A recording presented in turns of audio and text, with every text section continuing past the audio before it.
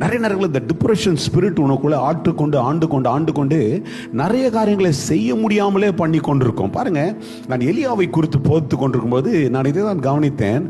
This man was attacked by the spirit of depression. ஒரு பயங்கரமான depression வந்தோடனே he wanted to aloof himself, தனிமைப்படுத்தி கொண்டான். ஓடுறான் ஜீவனை காத்துக்கொள்கிறதுக்கு.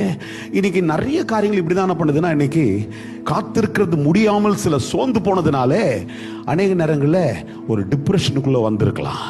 இன்னைக்கு இதை கேட்டுக்கொண்டிருப்பீர்கள் என்றால், to come out of your anxiety, out of your depression, out of your stress, இதுலேருந்து எழுந்து வரணும்னா all you got to do is surrender to God.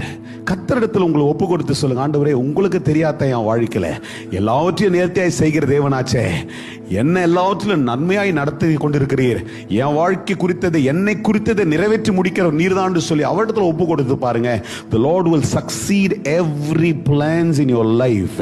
உன் வாழ்க்கையில் இருக்க எல்லா திட்டங்களை கர்த்தர் நிச்சயமாய் நிறைவேற்றி கொடுக்க ஆண்டவர் உனக்கு எல்லா விதங்களும் உதவி செய்து கொண்டே இருப்பார்.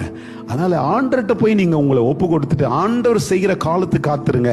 கர்த்தர் உங்களை ஜெயமாய் நடத்தி கொண்டே இருப்பார்.